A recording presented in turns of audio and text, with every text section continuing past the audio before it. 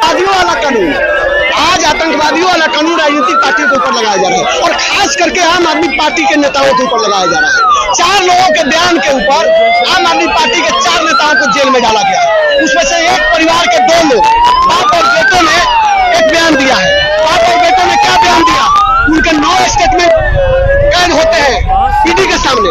9 में से 1 में वो कहते हैं कि मैं अरविंद केजरीवाल से मिला था और उसके बिहार पर अरविंद केजरीवाल को गिरफ्तार कर लिया जाता है। और देखिए कितनी बड़ी तानाशाही है देश में कि जो बयान देता है वो उनके एनडीए गठबंधन से आंध्र प्रदेश से टिकट पा जाता है 2 लोग। दूसरी चीज, एक जो शरद चंद्र रेड्डी है जो अरविंदो फार्मा के मालिक है, जिसके गवाही पर शिक्षा मंत्री देश के नहीं दुनिया में डंका बजवाने वाले मनीष सिसोदिया को गिरफ्तार किया जाता है, संजय सिंह को गिरफ्तार किया जाता है, अरविंद केजरीवाल को गिरफ्तार किया जाता है। सुप्रीम कोर्ट के कहने के कारण जब चुनावी चंदे का भंडा फूटा तो आपने देखा कि किस तरीके से उस पार्टी ने 60 करोड़ रुपया भारतीय जनता पार्टी को दिया है। और आपको जान के हैरानी होगी, उस पार्टी ने 4 करोड़ चंदा टीडीपी को भी दिया है, तेलुगु देशम पार्टी को भी। तो इसका मतलब है कि अगर शराब घोटाला हुआ तो बीके सक्सेना जो उस समय के एलजी थे दिल्ली में, उन्होंने घोटाला किया, वहां के सचिव ने घोटाला किया, अमित शाह ने घोटाला किया और उसमें तो राष्ट्रपति का भी साइन होगा। राष्ट्रपति ने भी किया, मैं कह रहा हूँ, आरोप लगा रहा हूँ, प्रधानमंत्री ने किया। उन सबको जेल में डालो। अगर ईडी को नैतिकता है, ईडी अगर देश की जांच संस्था है, इसको डालो। लेकिन आपके सतेंद्र जैन हो, मनीष सिसोदिया हो, संजय सिंह हो, सब अंदर हैं।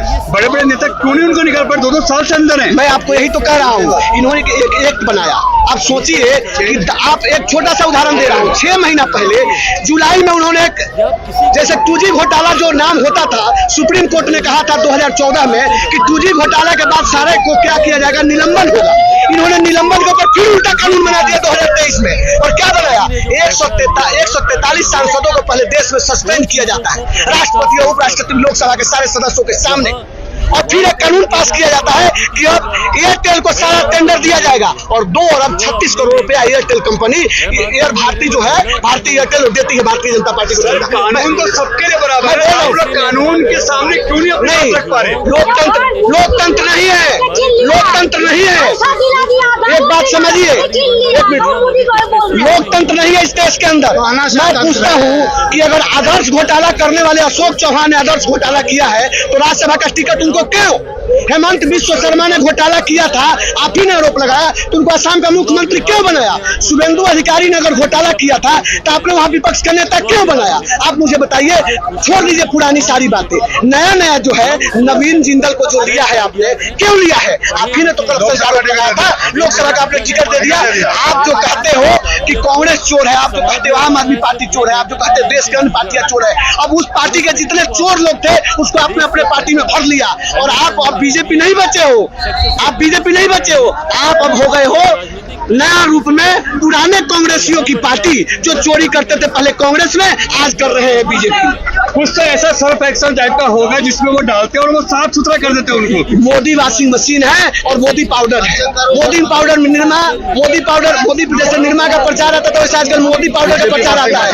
बीजेपी जो है वॉशिंग मशीन है और मोदी पाउडर है, उसको डालिए और खोल के निकाल लीजिए। तभी तो अजीत पवार बड़ी हो रहे हैं, तभी तो प्रफुल्ल पटेल बड़ी हो रहे हैं, तभी तो छगन भुजबल बड़ी हो रहे हैं। कौन सी ईडी, कौन सी ईडी, कौन सी सीबीआई? सिर्फ विपक्षियों के लिए। मैं कहता हूँ अरविंद केजरीवाल भ्रष्टाचारी है, जेल में रखो, लेकिन डालो अमित शाह को जेल में, डालो जेपी नड्डा को जेल में, जिन्होंने ड्रग्स कंपनियों से जो नकली दवाई बनाते हैं। आपने रिपोर्ट में देखा होगा कि 41 देश की फर्जी नकली कंपनी है जो बीपी का, शुगर का, हार्ट फेल होने वाले दवाई को बनाती है और उन्होंने पैमाने पर जब पास नहीं होती है तो उसको चंदा देती है। कितना पता है आपको? 23 अरब रुपया चंदा देती है, 23 अरब रुपया। और 23 अरब रुपया चंदा देने के बाद उसका मूल्य निर्धारित कर दिया जाता है। कल मैं मीडिया में देख रहा था कि कल से हार्ट के, बीपी के, शुगर के रेट बढ़ा दिए गए हैं दवा के। कौन दवा है वो लोग? अरविंदो फार्मा का ही तो दवा है, मोदी जी के कंपनी का ही तो दवा है जिन्होंने मोदी जी को चंदा दिया है। मतलब चंदा दो और दवाई का रेट बढ़ा। आप देखो ना, जिसके ऊपर ईडी का रेड हुआ या तो बीजेपी में गया और नहीं तो चंदा दिया, 2 ही चीज हुआ है। या तो बीजेपी में गया नहीं तो चंदा दिया है। और एक तरफ आम आदमी पार्टी है जो न बीजेपी को चंदा दे रही है, न बीजेपी से गठबंधन कर रही है, न इसके विधायक टूट रहे हैं, न वो उसके साथ समझौता कर रहे हैं। क्या कह रहे हैं कि तुम मुझे जेल में डाल दो, मेरा एक एक कतरा अगर खून का है तो देश के लिए सुपुर्द है, जेल में डाल दो, नेस्तनाबूद कर दो मुझे, लेकिन मैं तुम्हारे सामने झुकूंगा नहीं। तानाशाह के सामने आम आदमी पार्टी झुकने के लिए तैयार नहीं है। और क्या कह रही है कि तुम अरविंद केजरीवाल को जेल में डालोगे, हर घर से अरविंद केजरीवाल निकलेगा। अब दिखाओ, एक एक घर से अरविंद केजरीवाल निकलेगा। और यही आज हुजूम है इस रामलीला मैदान में। आपके साथ एक बात और मैं बोल देता हूँ, मोदी जी बार बार कहते हैं 400 पार, 400 पार उनका होगा, लेकिन जमानत जब तुम्हें 400 सीटों का उनका आंकड़ा पार होगा। इस बार 350 से ऊपर सीटें इंडिया गठबंधन जीत रही है। और आप ईमानदारी से बता रहा हूँ आपको कि जून महीने में इसी रामलीला मैदान में इंडिया गठबंधन का प्रधानमंत्री शपथ लेगा। अब कौन होगा ये सवाल मत पूछिएगा, क्योंकि कम से कम वो चौथी पास नहीं होगा, वो कहीं ना कहीं से PhD किया होगा, डॉक्टरेट की उपाधि होगा, IITN होगा। अब कौन होगा ये जनता के ऊपर छोड़ दे, कम से कम चौथी पास नहीं होगा।